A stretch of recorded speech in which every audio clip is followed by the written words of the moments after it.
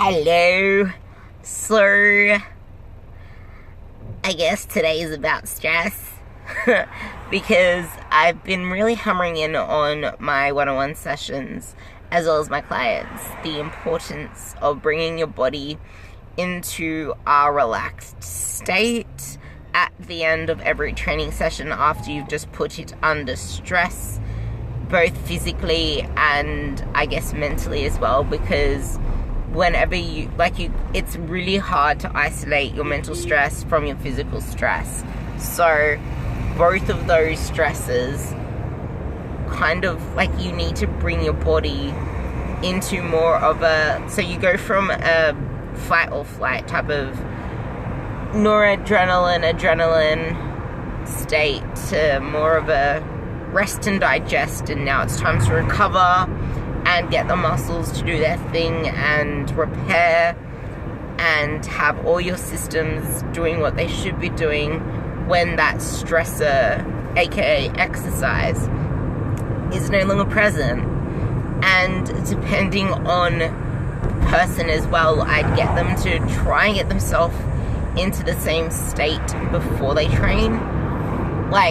For example, people that are living in a high-stressed environment, it's hard for you guys to really feel the muscles working and really engage within the process or the exercise focus if you're stressed out about everything and not present, because everything stems from the top down. Our brain is the driver of everything, and it sends the signals to our muscles, it sends the signal to our diaphragm to breathe and bring in the oxygen, and the signal to our heart to do its job in getting oxygen around the body. So if we're in a stressed state, not only are we not getting oxygen around the body and probably feeling completely tired and fatigued, because not only are we lacking energy but oxygen as well, and a lot of the time our sleep is in such a deprived state that our mental focus isn't there, which is bad enough as it is without the actual neural drive to our muscles to do what they should be doing. Now, whenever we do an exercise, we want to be able to get the muscles to contract, but also we want to have the right environment for our diaphragms to be kind of getting enough oxygen into our mitochondria, which is where, whenever we exercise, for example, we want to be able to burn the carbs, which is our fast-acting source of energy. Now, if we're not getting oxygen properly into our body, the place where carb burning and fat burning takes place is in your mitochondria. Now, for your mitochondria to work, if you think about it, it's an aerobic job. You need oxygen to oxidize fat and carbs. So if you're not getting oxygen into the mitochondria itself because it's so stressed out, so there's two body systems. There's two fuel systems. There's your kind of fast glycolysis, which doesn't require oxygen. That's kind of like your lactate system. So you know how you sometimes feel really fatigued and tired when you're training, and sometimes you get the burn? That isn't because of lactate, that's because of hydrogen atoms that form when your body is trying to make energy. It releases free hydrogen atoms. Your lactate is what comes into play to take those hydrogen atoms out. So if you're not getting oxygen into the mitochondria for it to actually use its aerobic systems, your body is constantly recycling these hydrogen atoms in the lactate system, which is causing you to fatigue much quicker and not allowing you to actually tap into the body's glucose, glycogen, carbs, fats, and actually burn the fats that you wish to burn during exercise. So I guess what I'm trying to say is it's so important.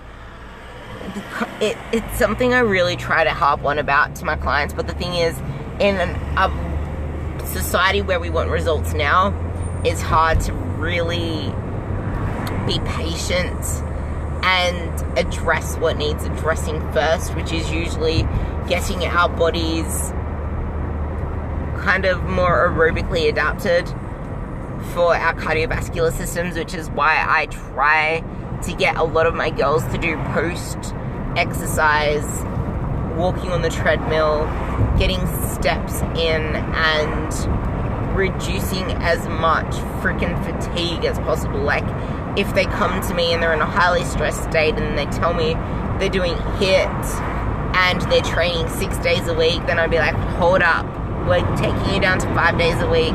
We're taking your immediate cardio out and getting you focused on outdoor activities, earthing yourselves, having baths, breathing and doing breathing work.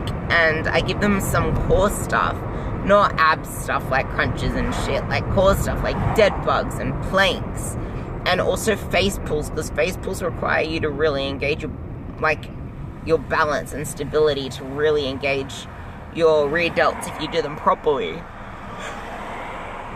So I guess the whole importance of this and this whole episode in itself, just as a quick one, is to draw the link between why you aren't getting results and the fact that you're in such a stressed state, because you cannot get oxygen into the mitochondria to do its fat burning and carb burning if you're constantly in fast glycolysis and a stressed state.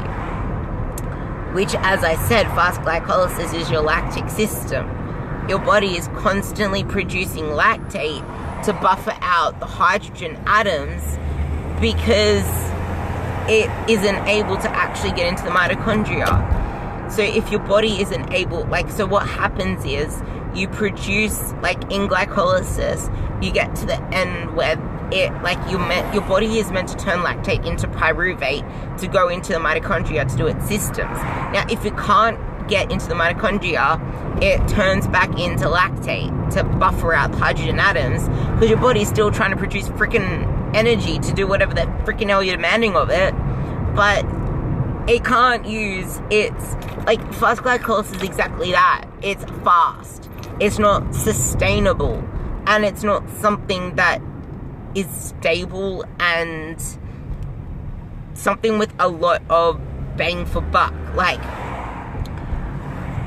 fat, for example, when you're burning fat, it's not something that's fast as carbs are fast, but it's more sustainable because you get 9 calories of energy from a gram, or put it this way, 1 gram of fat equals 9 calories, 1 gram of carbs equals 4. So obviously fat is going to give you a lot more energy once it is burned. So if you think about it that way, you really want to get into that aerobic state where your body is able to not be in a chronically stressed and hyped up state. So that's a little rant for you. Not really on the mindset side, but more on why not being so stressed is so important.